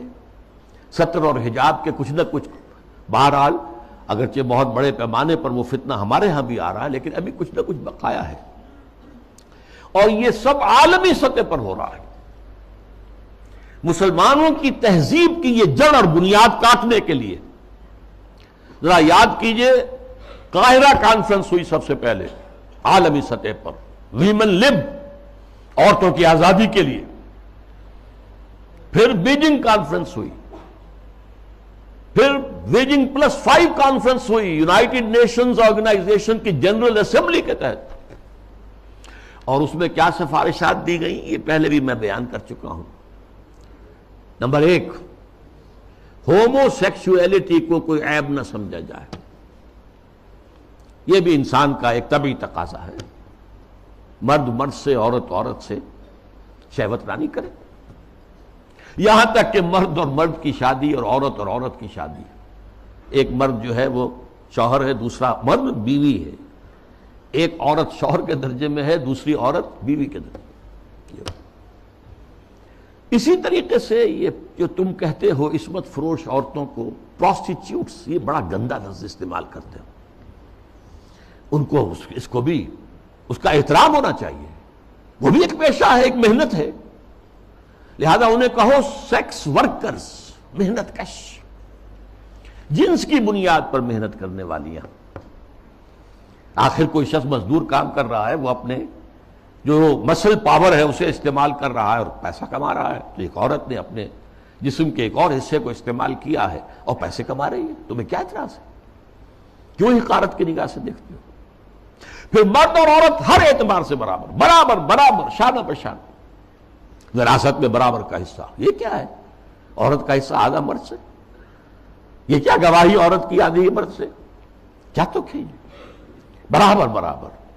اور عورت اگر شادی کر کے تمہارے گھر میں آباد ہو جاتی ہے تو اگر وہ گھر کا کام کاج کرے گی تو اجرت لے گی اس پر، اس کو حق حاصل ہے. اور اسی طریقے سے اگر وہ پریگننسی کی مصیبت جھیلتی ہے اور چائلڈ برتھ کی تکلیف اس پر بھی اجرت طلب کر سکتی ہے شوہر سے. اور نمبر 3، اگر ہم بستری کے لیے مرد جو ہے اصرار کرے جبکہ عورت انکار کر رہی ہو تو اس کو بھی ریپ کہا جائے گا، زنا بالجبر کہا جائے گا، میریٹل ریپ. یہ شادی کے اندر بھی ریپ کا تصور ہے. یہ ہیں وہ چیزیں جو آج عالمی سطح پر بے پردگی، فحاشی، یہ تو یوں سمجھیے کہ اب بڑی پیچھے رہ گئی باتیں. جو میں نے باتیں آپ کو بتائی ہیں یہ یونائٹڈ نیشنز کی جنرل اسمبلی کی سفارشات میں شامل. اب دیکھیے، شریعت کا ہمیں معلوم ہے کہ دار و مدار یا اساس یا بنیاد جو ہے 2 چیزوں پر ہے. بنیادی 2 اضافی چیزیں بھی ہیں، لیکن جو بنیادی ہیں سب کے نزدیک قرآن اللہ کی کتاب اور سنت اللہ کے رسول کی. یہ سارے قوانین کا جو استنباط کیا جائے گا وہ ان 2 چیزوں سے. 2 اضافی چیزیں کیا ہیں؟ اجماع اور قیاس، اجتہاد. لیکن بنیادی 2 ہی ہیں، قرآن اور سنت رسول. لیکن خاص طور پر جب تہذیب کا معاملہ آتا ہے، تہذیب کے معاملے میں قرآن، سنت رسول، اور سب سے اہم ہے رسول سے محبت، رسول کی تعظیم. وہ مرکز ملت ہے دائم اور قائم ہمیشہ کے لیے. مرکز ملت وہ ہے اللہ کا رسول ہے صلی اللہ علیہ وسلم. ان کی تعظیم میں کمی ہوگی تو دین کی جڑ ختم ہو جائے گی، تہذیب ختم ہو جائے گی. ان کی اطاعت ہی نہیں، اتباع. ان کا اتباع اگر نہیں ہوگا تو تہذیب اسلامی نہیں رہے گی. پھر میں آپ کو اقبال کا شعر سنا رہا ہوں: مصطفیٰ پر اساں خیش را کے دی ہماؤست، اگر برون رسیدی تمام بونا بیست. یہی وجہ ہے. دیکھیے، ویسے تو یہ مضامین سورہ حجرات کے درس میں میں نے تفصیل سے بیان کیے ہیں. مرکزی شخصیت جو ہے ہمیشہ کے لیے امت مسلمہ کے اندر. باقی چھوٹی چھوٹی قیادتیں ادھر ادھر، کوئی پاکستان میں قائد اعظم بن گیا، کوئی بونگ بندو بن گیا، کوئی اور جو ہے وہ کارنو جو ہے وہ لیڈر بن گیا، یہ ہے سب. لیکن اصل لیڈر، اصل شخصیت، مرکزی شخصیت پورے عالم اسلام کے اندر وہ محمد رسول اللہ کے صلی اللہ علیہ وسلم. ان سے محبت، ان کی تعظیم، سوء ادب بھی نہ ہو جائے. ان کی آواز سے اوپر اپنی آواز کہیں کر دو گے تو سارے اعمال ہبط ہو جائیں گے. یا ایھا الذین آمنوا لا ترفعوا اصواتکم فوق صوت النبی ولا تجهروا له بالقول كجهر بعضكم لبعض ان تحبط اعمالكم وانتم لا تشعرون. میں تفصیل سے عرض کرتا رہا ہوں کہ صحابہ کے دور میں تو مطلب تھا حضور کی آواز سے اونچی آواز کر کے بات کرنا. اب کیا ہے؟ حضور کی بات کے مقابلے میں اپنی بات لانا. حضور نے تو یہ کہا نہیں، میری رائے ہے. واہ! اگر آپ نے مان لیا کہ حضور نے یہ فرمایا ہے تو پھر آپ کون ہیں؟ یہ تمام اعمال صالحہ، ساری تمہارے کرتوت جو بھی تم نے کمائی کی ہے سب ضائع ہو جائیں گے، تمہیں پتہ بھی نہیں چلے گا. بھائی میں نے کوئی گناہ کبیرہ تو نہیں کیا، میں نے کوئی اور نہ زنا کیا، نہ شراب پی ہے، نہ کچھ اور کیا ہے. انتم لا تشعرون، تمہیں شعور بھی نہیں ہوگا، اور تمہاری ساری جو بھی اب تک کی کارگزاری ہے، تمہارے اعمال ہیں، وہ سب ہبط ہو جائے۔ اب دیکھیے اس پر ٹو پرونگڈ حملہ ہو رہا ہے مغرب سے۔ نمبر ایک، محمد صلی اللہ علیہ وسلم کی شخصیت کو مجروح کر دو۔ یہ کام پہلے بھی ہوا ہے، لیکن یہ بڑے مصنفین کی کتابوں میں ہوا، بڑے محدود پیمانے پر ہوا۔ اب جو ہوا ہے آپ نے دیکھا توہین رسالت کا معاملہ، اور جتنے بڑے پیمانے پر حضور کے کارٹون بنا کر شائع کیے گئے، انہوں نے دیکھ لیا ہے، ٹھیک ہے، عالم اسلام کا رد عمل کیا ہے؟ وہ جلوس نکل آئے، کوئی توڑ پھوڑ ہو گئی، کوئی اپنا ہی بگاڑا، ہمارا کیا بگاڑا؟ اس اعتبار سے غور طلب بات یہ ہے، ایک وار جو ہے کاری کیا ہے انہوں نے، اور دیکھ لیا کہ ہے کوئی تھوڑے سے لوگ ہیں، کوئی دقیانوسی ہیں، کوئی جذباتی ہیں، ویسے بھی وہ لوگ عام طور پر ان پڑھ ہیں یا مولوی ملاٹے ہیں، بس ان کا اثر انہوں نے قبول کیا ہے۔ کسی حکومت نے کوئی قدم اٹھایا؟ حضور کی شخصیت کو بس کر، اس کا ایک بہت بڑا مظاہرہ یورپ کے کتنے اخبارات نے وہ شائع کر دی، اور کسی طرف سے کوئی معذرت نہیں۔ اور دوسرا معاملہ یہی ہے کہ حدیث کا استخفاف کرو، اور سنت رسول جو ہے وہ اس کی حجیت کو ختم کر دو۔ اب دیکھیے اس پر جو ہے تفریق بین اللہ والرسل، اس کی پشت پر پورا عالم مغرب ہے، یہودی بھی، عیسائی بھی، اور سب سے بڑھ کر عالمی میڈیا، اس سے بھی بڑھ کر civil supreme power on earth the United States of America, وہ اس کی پشت پر ارب ہا ارب ڈالر خرچ کیے جا رہے ہیں این جی اوز پر، اور ان این جی اوز کا کام کیا ہے؟ مسلم تہذیب کی بیخ کنی۔ یہ جو ہنٹنگٹن نے کہا ہے کہ یہ ذرا لوہے کا چنا ہے، اس کو چبانے کے لیے ذرا لوہے والے دانت ہی چاہیے، ان الحدید بالحدید یفلح، لوہے کو تو لوہا ہی کاٹ سکتا ہے۔ نظام تعلیم کے اندر بنیادی تبدیلیاں کر دی گئی۔ پھر آغا خان فاؤنڈیشن کو امتحانات اور نصاب وغیرہ کا معاملہ ان کے حوالے کر دیا گیا۔ یہ سارا کیا ہے؟ یہ امریکہ اور دوسری طرف عالم اسلام میں جو اس کے پٹھو بیٹھے ہوئے حکمران، پوڈلز، روشن خیالی کے نام سے اور اعتدال پسندی کے نام سے جو پرچار ہو رہا ہے، جو ایوان صدر سے پرچار ہوتا ہے، حکومت کی سطحوں پر، مختلف سطحوں پر پرچار ہو رہا ہے، اور سب سے زیادہ یہ کہ اب میڈیا کے اوپر جو پرچار ہو رہا ہے، اور میڈیا کی جو پہنچ ہے اس کا آپ اندازہ کیجیے۔ اس کے ضمن میں خاص طور پر میں آپ سے ذکر کر دوں، جس طرح ہنٹنگٹن کا ذکر آیا ہے، ایسے ہی رینڈ کارپوریشن کی سفارشات چند مہینے پہلے وہ آئی۔ یہ سب سے بڑا ٹاپ کا تھنک ٹینک ہے امریکہ کا۔ اس نے تجزیہ کیا ہے، اپنے لوگوں کو بتایا، اپنی حکومت کو بتایا ہے کہ مسلمان سب ایک جیسے نہیں ہیں، مسلمان چار طرح کے ہیں۔ نمبر ایک ہے فنڈامنٹلسٹ، جو اسلام کو صرف ایک مذہب نہیں سمجھتے بلکہ ایک سیاسی، معاشی اور سماجی نظام بھی سمجھتے۔ ان سے تو ہماری جنگ ہے، ان سے ہماری دشمنی ہے، انہیں ہر قیمت پر ختم کرنا ہی کرنا ہے، یہ فنڈامنٹلسٹ ہے۔ نمبر دو پر ٹریڈیشنلسٹ ہیں، روایت پسند علماء، ان کے مدرسے ہیں، قال اللہ قال رسول ہے، انہیں نظام سے کوئی بحث نہیں ہوتی۔ تو یہ فی نفس ہی تو یہ کوئی خطرناک نہیں ہے، لیکن اگر کہیں یہ فنڈامنٹلسٹ کے ساتھ مل جائے تو بہت خطرناک ہے۔ اس کی وجہ کیا ہے کہ انہیں جو ایکسپوژر حاصل ہوتا ہے، ہر جمعے کو لوگ آ رہے ہیں کھچے ہوئے، کوئی اور جماعت جو ہے، کوئی سیاسی جماعت چھوٹا سا جلسہ بھی کرے گی تو کتنے کھکیڑ بول لے گی، پوسٹر شائع کرے گی، کوئی ڈنڈورا پیٹے گی، کچھ اور کرے گی، اشتہار اخبارات میں دے گی۔ یہاں جو ہے کہ خود بخود ہو رہا ہے، کچے دھاگے سے بندے آئیں گے سرکار میں، اور اکثر مسلمان آتے ہیں تو نہا دھو کر اچھے کپڑے پہن کر آتے ہیں، تاکہ ایک اچھے ماحول میں خوشبو لگا کر آؤ، تاکہ اچھا ماحول ہو، پسینے کی بدبوؤں سے طبیعت منغص نہ ہو جائیں۔ تو یہ ٹریڈیشنلسٹ جو ہے ان کا ایکسپوژر بہت بڑا ہے۔ اگر یہ فنڈامنٹل کے ساتھ مل جائے تو بہت خطرناک ہے۔ پھر انہوں نے اس پر مشورہ بھی دیا ہے، ان کو ان کے باہمی مسلکانہ اور مذہبانہ جو اختلافات ہیں ان کے اندر لگائے رکھو، بھڑکاؤ ان کو تاکہ اور ادھر ادھر نہ دیکھ سکے۔ تیسرے نمبر پر اس نے کہا کہ ماڈرنسٹ ہے، ایسے دانشور ہیں کہ جو اسلام کی تعبیر ایسی کر رہے ہیں اسلامی تہذیب کی کہ جو ہماری تہذیب کے ساتھ کمپیٹیبل ہے، جڑ جاتی ہے، مل جاتی ہے، وہ ہماری تہذیب کے لیے کوئی چیلنج نہیں رہتی، وہ تعبیر۔ یہ جو ماڈرنسٹ دانشور ہیں ان کی ضرورت ہے کہ ان کو سپورٹ کیا جائے، ان کی مدد کی جائے، اور خاص طور پر الیکٹرانک میڈیا میں ان کو ایکسپوجر دیا جائے۔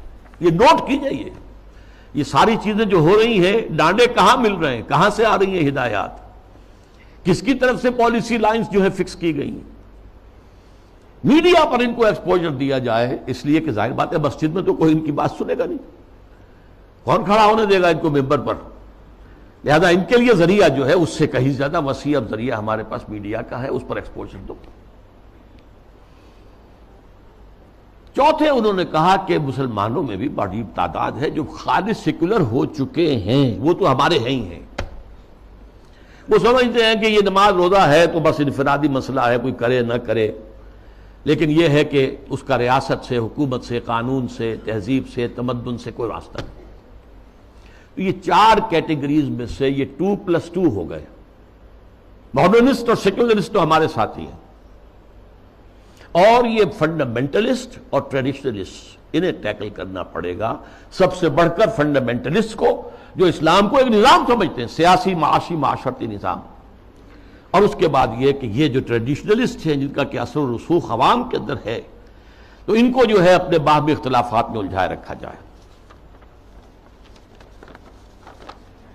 اب میں چند مثالیں آپ کے سامنے پیش کر رہا ہوں، اس کے جو مظاہر ہیں، ظاہر بات ہے کہ وہ تو مثالیں تو بے شمار ہو سکتی ہیں، لیکن اس وقت میں چند مثالیں دوں گا۔ دیگ کا کہ چند چاول بتا دیتے ہیں کہ دیگ کا کیا حال ہے۔ ہمارے ہاں کے ایک بڑے ابھرتے ہوئے دانشور ہیں، انہیں اب بڑا مقام حاصل ہو گیا ہے، میڈیا میں بھی، سرکاری معاملات میں بھی، کونسل آف اسلامک آئیڈیالوجی میں، اور اسی طرح کے ایک اور دانشور ہیں کہ جنہیں بٹھا دیا گیا ہے سپریم کورٹ کی شریعت اپیلیٹ بینچ میں، وغیرہ وغیرہ۔ بہرحال وہ جو دانشور ہیں جن کا میں نے پہلے ذکر کیا، ان کی ایک بات سامنے آئی، یہ پردہ وردہ اسلام میں نہیں ہے، یہ کوئی مستقل حکم نہیں ہے، یہ تو ایک خاص زمانے کا کلچر تھا، کلچر ہے صرف، اس سے زیادہ اس کی کوئی اہمیت نہیں۔ یہ بات صحیح ہے کہ یہ کلچر ہے، لیکن یہ مسلم کلچر ہے، صرف اس زمانے کے لیے نہیں تھا، یہ ہمیشہ کے لیے کلچر ہے۔ اس لیے کہ ظاہر بات ہے جب اسلام آیا ہے تو عرب میں کوئی کلچرل ویکیوم تو نہیں تھا، ان کا اپنا کلچر تھا، وہاں وہ عریانی نہیں تھی جو آج ہے، نہیں تھی، عورت کا لباس ہوتا تھا پورا، باہر نکلتے ہوئے عورتیں اس دور جاہلیت میں بھی چادر لیتی تھیں، صرف یہ کہ چہرہ کھلا رہتا تھا، چادر جسے جلباب کہا جاتا ہے، بڑی سی چادر جس میں وہ لپٹ کر نکلتی تھی باہر۔ تو اس طریقے سے ایک کلچر موجود تھا۔ پھر یہ بھی تھا بند سنور کر نکلنا اور لوگوں کی نگاہوں میں کھبنا، یہ بھی عام تھا، اس کے اوپر کوئی پابندی نہیں تھی، مخلوط معاشرت تھی، یہ تھی۔ اب اسی معاشرت کے اندر اسلام نے تبدیلیاں کی۔ پہلی بات فرمائی وَقَرْنَ فِي بُيُوتِكُنَّ، مسلمان عورتوں، خواتین، تمہاری اصل جگہ تمہارا گھر ہے، بند سنور کر باہر نکلنا اور اپنے نسوانی حسن کی نمائش کرنا یہ ہرگز تمہارے لیے جائز، بلا تبرجن تبرج الجاہلیت الاولی۔ اور دیکھو جب گھر سے نکلتی ہو، نکلنا پڑے ضرورت سے، بول تو تمہاری اصل جگہ تمہارا گھر ہے، نکلنا ہے تو بھی جلباب جو ہے، جلباب اس کا ایک پلو اپنے چہرے کے آگے بھی لٹکا لیا کرو، نقاب کی شکل کے اندر، کہ چہرہ چھپ جائے۔ تمہارا جو نسوانی حسن ہے جس کا سب سے بڑا انڈیکس جو ہے چہرہ ہوتا ہے، وہ عام لوگوں کی نگاہوں میں نہ آئے۔ یہ سارے احکام کائے کے لیے دیے گئے۔ اس معاشرے میں ایک تبدیلی کی گئی، دوپٹہ وہاں بھی تھا، خمرہن جو سورہ نور میں آیا لفظ، خمار اوڑھنی کو کہتے ہیں، اوڑھنی ہوتی تھی، اور عام عورت کام کرتے ہوئے وہ اس کو اپنی کمر کے گرد کس لیتی تھی، کمر کس کے، لہذا کام کرتی تھی گھر کا، یا پھر یہ کہ گلے میں ڈال لیا۔ سر کو ڈھانپنا اور خاص طور پر جو اپنے سینہ ہے، سینے کو اس کے کور کرنا یہ نہیں تھا، اس میں کہہ دیا تم اپنا جو ہے سر بھی ڈھانکو، اور وَضْرِبْنَ بِخُمُرِهِنَّ عَلَى جُيُوبِهِنَّ، اپنے گریبانوں کے اوپر اپنی اوڑھنیوں کے بکل مارو، تاکہ جو عورت کا نسوانی حسن ہے اس میں ایک بہت بڑا حصہ یہ بھی ہے، اس کو مزید چھپاؤ۔ کرتا تو پہلے سے تھا، لیکن یہ وَضْرِبْنَ بِخُمُرِهِنَّ عَلَى جُيُوبِهِنَّ، یہ جو تمہارے خمار ہیں، جو تمہاری یہ اوڑھنیاں ہیں، ان کے ذرا بکل بھی مار لیا کرو اپنے اوپر۔ اس نے وہ تہذیب پیدا کی ہے جس کا میں تذکرہ کر چکا ہوں کہ اس نے ہماری ایک طرز تعمیر بھی تبدیل کر دی، مردانہ اور زنانہ معاملہ، اور گھر بنانا، مورش آرکیٹیکچر خاص طور پہ دنیا کے اندر مشہور ہے، ٹاپ کے آرکیٹیکچرز میں سے، اور پھر یہ سارا جو نظام بنا ہے اور یہ چلا آیا، انگریزوں کے دور میں بھی نہیں ختم ہوا یہ، اور فرانسیسی کہیں گئے، کہیں اور گئے، کوئی اور پورچوگیز گئے، ڈچ گئے وغیرہ وغیرہ، اطالوی گئے، لیکن یہ تہذیب کا جو یہ سٹرکچر تھا یہ قائم رہا، انٹیکٹ رہا۔ اب اس کے خلاف جو مہم ہو رہی ہے وہ میں آپ کو بتا چکا ہوں کہ عالمی سطح پر ہے۔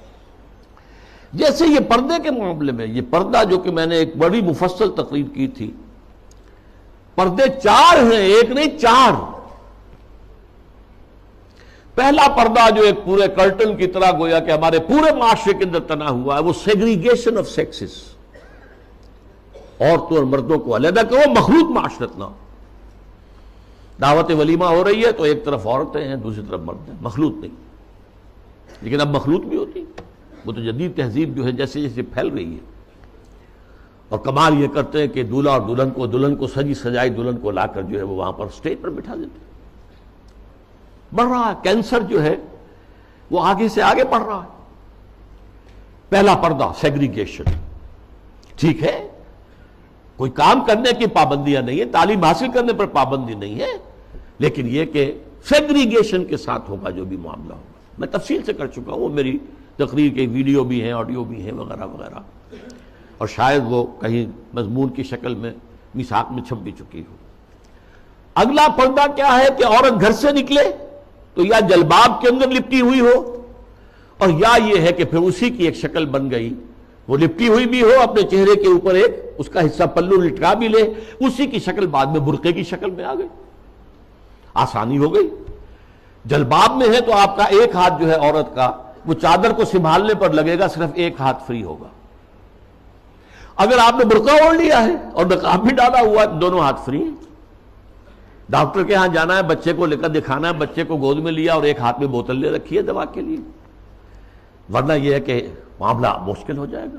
تو برقع اس کی ایک ارتقائی شکل ہے۔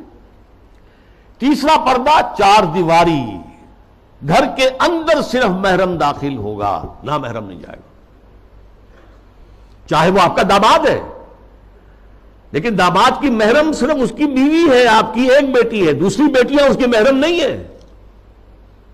ساس محرم ہے اور آپ کی بیوی آپ کی محرم ہے، وہ اگر آئی ہوئی ہے اپنے میکے میں ٹھیک ہے، لیکن یہ کہ اندر جو دوسری لڑکیاں ہیں وہ نامحرم ہیں، سالیاں جو ہیں وہ تمہاری محرم نہیں ہیں۔ یہ تیسرا پردہ ہے۔ چوتھا پردہ ہے ستر، محرموں کے سامنے بھی پورا جسم نہیں کھول سکتے، صرف چہرہ، سر کے بال بھی نہیں، ہاتھ اور پاؤں، یہ ستر کہلاتا ہے۔ یہ تیسرا پردہ ہے۔ ان 3 چیزوں کے علاوہ کوئی جسم کا حصہ باپ کی نظر پہ بھی نہیں آنا چاہیے، بھائی کی نظر میں بھی نہیں آنا چاہیے، مستور رہے گی گھر کے اندر بھی مسلمان عورت۔ اس کے بعد جو ہے وہ صرف شوہر کا معاملہ ہے۔ یہ 4 پردے ہیں اسلام میں، اس تہذیب کی بنیاد آج اس کی بے کنی کی جا رہی ہے، ختم کیا جا رہا ہے، اور یہ ماسٹر سٹروک ہے، اسلامی تہذیب کی جڑ کھود دینے والی شے ہے۔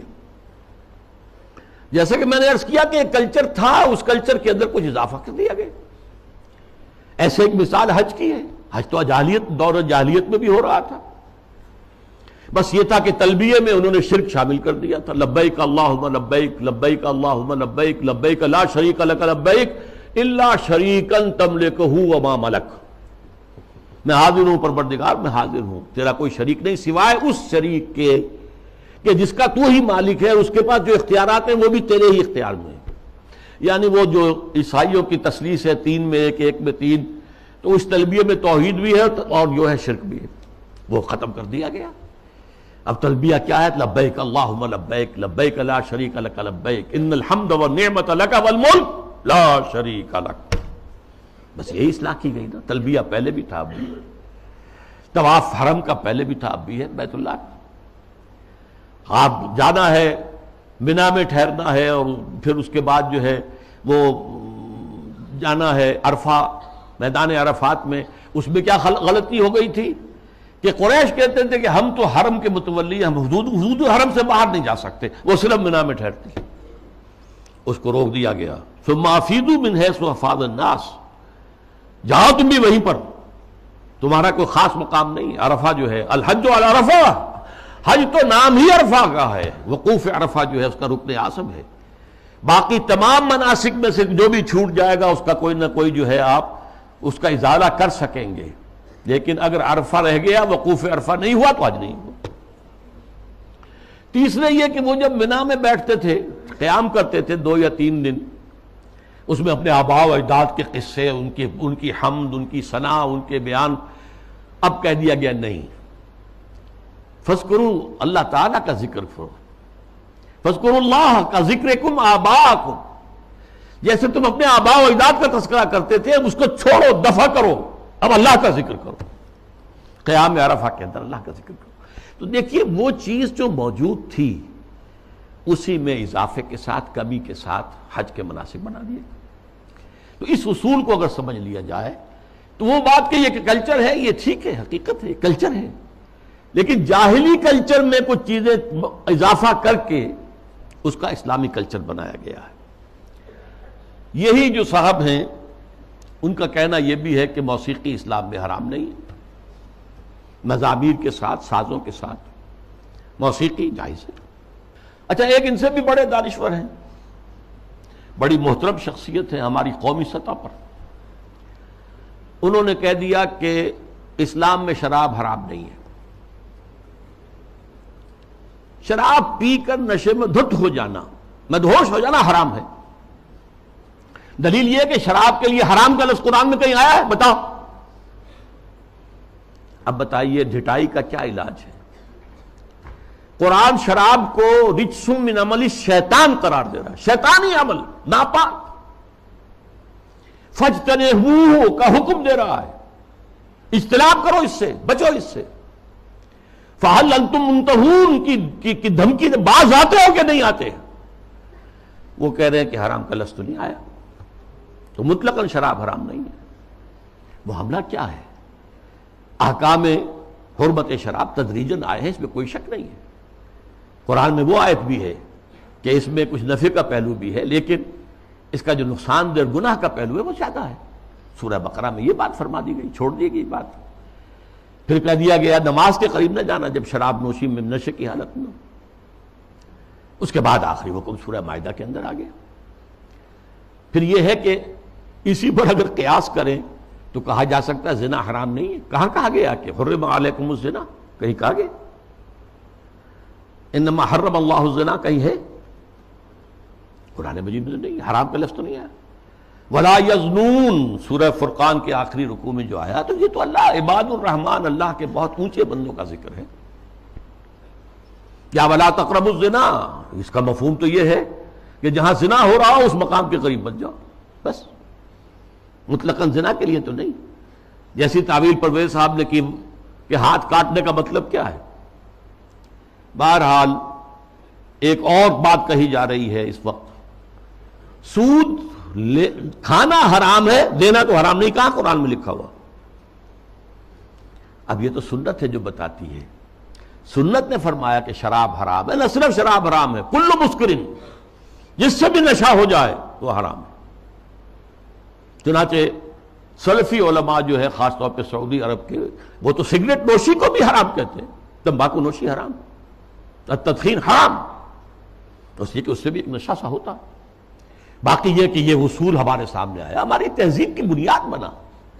ما اسکرا کثیرہ فقلیلہ حرام، جس چیز کی زیادہ مقدار جو ہے وہ مدہوشی پیدا کر دے، نشہ پیدا کر دے، اس کی تھوڑی مقدار بھی حرام ہے. یہ نہیں کہ تھوڑی سی شراب پی لی جائے تو اس سے تو چستی آ جاتی ہے، اس سے تو ہاں ٹھیک ہے، قرآن نے بھی کہا کہ اس میں کچھ ہے منافع ہیں، لیکن یہ کہ اس میں گناہ کا پہلو زیادہ ہے، اب اس کو حرام مطلق کر دیا گیا. بہرحال یہ ہیں وہ مثالیں جو میں نے دی ہیں تہذیبی سطح پر. باقی جو اور کام ہو رہے ہیں جو اسلام کی بہکنی کے لیے، لیکن تہذیب، مسلمانوں کی تہذیب جو تاحال کچھ انٹیکٹ چلی آ رہی تھی اور ابھی کچھ اثرات اس کے باقی ہیں، جس سے کہ کلیش آف سویلائزیشن جو ہے اس کے اندر قرار دیا گیا. مسلمان تہذیب جو ہے وہ ہمارے لیے ایک چیلنج ہے، جس کے لیے کہ اب ایک بڑا میڈیا اور اربوں ڈالر خرچ کیے جا رہے ہیں. اسی میں ایک ہائر لیول پر ایک بات اور بھی ہے، اور یہ بہت سویپنگ ہے. قرآن کو بھی اب نہیں چھوڑا گیا، اس پر بھی حملہ ہے. قرآن سے بھی صرف اصول لیے جائیں گے، اسپیسیفکس، معین احکام قرآن کے جو ہیں وہ صرف اپنے دور کے لیے تھے. اگر زنا کا، شادی شدہ مرد اور عورت کا، رجم کا ہے، یہ اپنے وقت کی بات ہے، یہ مطلقاً نہیں ہے، ہمیشہ کے لیے نہیں ہے. ہاتھ کاٹ دینا، چوری کا، یہ اس دور کے لیے تھا، ہمیشہ کے لیے نہیں ہے. اصول لے لو، زنا نہیں ہونا چاہیے، اصول لے لو، چوری نہیں ہونی چاہیے.